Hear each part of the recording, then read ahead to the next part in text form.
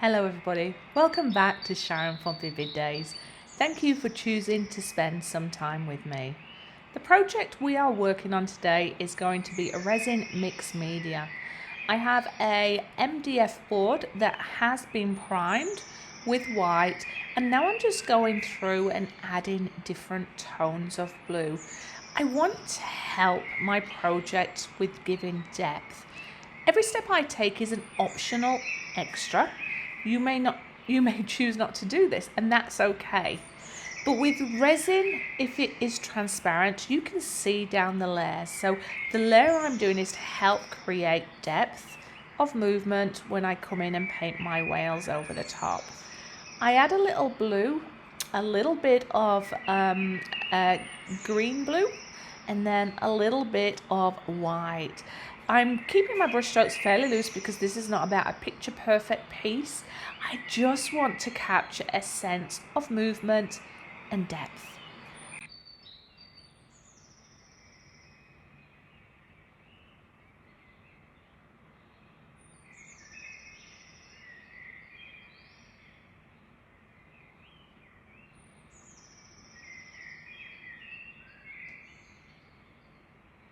Ensure your acrylic is fully dried before you move on to the resin step.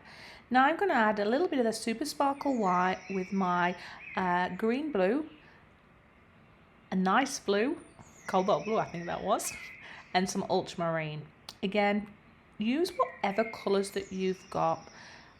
These are transparent, so I'm not devaluing the base layer. If you're unsure if the base layer does add value, try creating a small piece without a base layer and then one with, and see which one stands out to you. Even though it looks like I am applying my resin just randomly, there is a little bit of purpose to it. I'm trying to have the blues going over the areas that were darker, the greens where the light is going to come through, and that blue. Again, just to add a little bit of contrast, and we're slowly building up depth. I went in with my fingers and I slowly leveled out the resin. And again, there's going to be a couple more layers, so if you get any dust particles in there, don't stress. This is the casting craft white that I put in. In my mind, I knew that where to the left of your screen there's more white, that's where my whales are going to be flapping their tails. So there is a purpose to it. I add some casting craft fairly thinly elsewhere, just to help with the sense of movement. Again, you may choose to want a very tranquil piece, and that's okay. But I like a little bit of that blue mixed in with that white, just to help with that contrast, and maybe there's a little bit of movement in that ocean. Once that had fully dried, I came in and I'm going to add another layer of resin. And you might be like, Sharon, why are you covering all that up? Historically, in my resin whale pieces before, I painted my whale and then I built it up with resin, and then I kept painting my whale back on. This time I wanted to see, would it still have a sense of depth if I added the 2 layers of resin, then come and paint my whales and then added the final coat. I'll let you be the judge of which way you would prefer to do it, but it actually saved time. It meant I only painted my whales once. Again, I'm mixing up where I'm applying the 3 colours, still the same colours, and as you can still see that white foam and the other colours coming through. It's a little bit harder for you at this angle, but it does. So sometimes that little bit of extra resin, adding a couple of extra layers, can add value, but this is your art, you need to be happy with it. I like to get my fingers in. This is where I'm just mixing it in so that it's not so obvious that there is difference in colours, but it does help, smooth it all out. Remove any excess bubbles. Once you're happy with it and most of your resin is self-leveled, come in with your casting craft white. Again, you'll notice this time it's on your right side. I'm keeping a lot of the casting craft going back over the white area before. Now, because if there is ocean foam, there'd be different degrees in colours. It wouldn't all be pure white. So having the below slightly darker helps with that sense of 3D and movement and tricking that brain. So this is just rinse and repeat. I go over my layer with my heat gun, keep it moving just to warm up that resin, and then I come in purposely with the nozzle to the areas that I want to create a little bit of movement. The trick is not to overheat your resin or burn it. Make sure that your resin has mainly self-leveled before it. Let the casting craft do its own little movement, because it is a beautiful thing that does create some nice little movements as well. But just have fun, make it your project. Don't worry if it doesn't go as to planned. That's the beauty of resin. You can have an idea of what you want to do, but you have to be willing to go with where the resin's going to take you. Anyway, if you are finding value in this video, remember, thumbs up, subscribe, share, comments are always welcome. Thank you so much for hanging out with me, and I hope that this adds value. If you do, should I say if you are inspired from my video, remember hashtag Sharon and Lindley inspired me. That really helps me see your work, and it gives me the motivation to keep sharing with you all.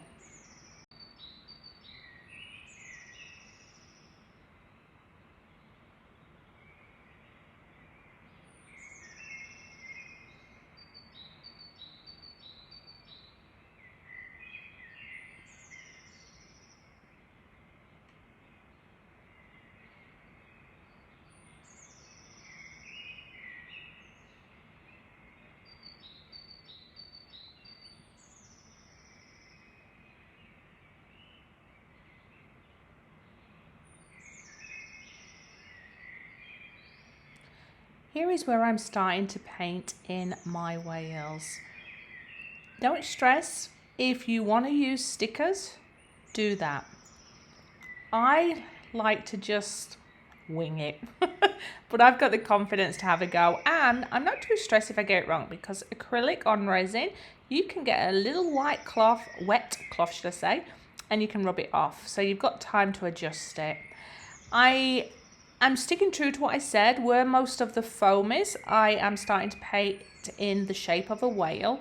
Now, I've got this speeded up by 4 just to try and save you time. You'll find that there's the essence of the shape that I do that's fairly similar, but I usually like to do a pod of whales, so I'll do a mammy bear, oh my gosh, a mammy whale, a baby whale, and a daddy whale. So 3 different sizes. I like to make them look like they're in a slightly different, movement. And I start with the black silhouette to start with, and I slowly keep working it where I bring up the body so it's slightly lighter grey stroke black to help with that sense of 3D.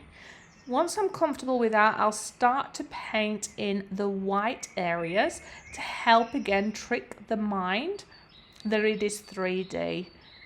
Use a reference photo, trace if that's what you need to do, but just have some fun. All you want to do is create enough shape or enough similarities that your brain fills in the rest for you. Now, I was watching a movie, I think it was Step Up.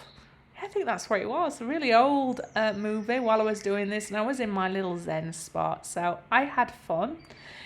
If you are going to do any additional features to your resin, like I'm going to do, think about what's going to be aesthetically pleasing, groups of 3. Think about what you want proportion sizes. When I've done my whales before, I've had them quite small, which meant that the ocean looked vaster. But I tend to enjoy the whales more towards the top and still a vast water in front of them, but I want them to almost be the hero of the resin work, so it's like resin mixed media. But I would love your thoughts. If you are seeing me for the first time, hello! Maybe check my back catalogue and have a look at some of the other whales I've done. Very similar, and they are a product that sells quite well. And they're also a joy to create. So have some fun, relax, watch me create this process, and then once you're happy that your whales are as you want them to be, check with the detail. You've got one last chance to make sure it's okay before you seal them in with your resin coat. So you can see me slowly graduating the greys, and you'll see me work back and forwards between the grey and the black and the white until I'm happy that it is the right balance. So if you're unsure, and you're doing your art, step up, step away, have a glance at it. Go out, get yourself a drink, relax, come back and look at it. And when you first see it again with those eyes, even taking a photo, you appreciate it from a different perspective. Anyway, relax for a little while. I'll come back and talk when we're on the resin layer.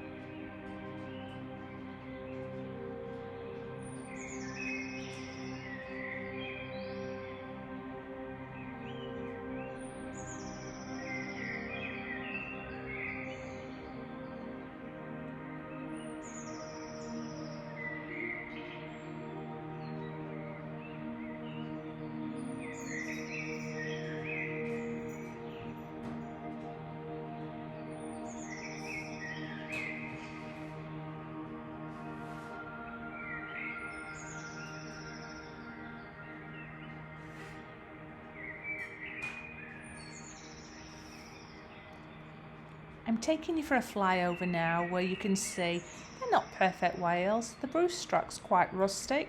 It doesn't matter, you're going to be adding resin to it, but I like the look that somebody has been there and painted it, and it's not a sticker that you have just put in there.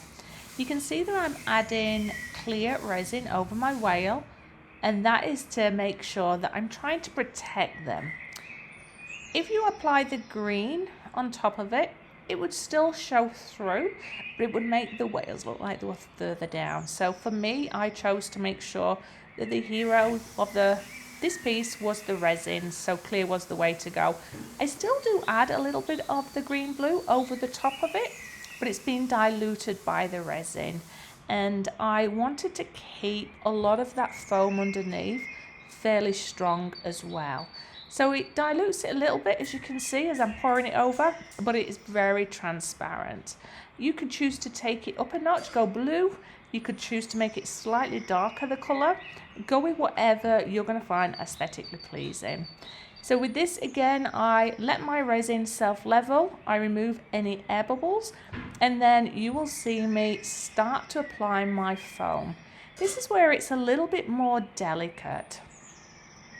I'm wanting to make sure that as the resin continues to self-level, my casting craft is not going to cover up too much of the whale, but I'm going to have enough just floating over aspects of the whale to again help the mind trick that they are underwater and the foams are on top of them.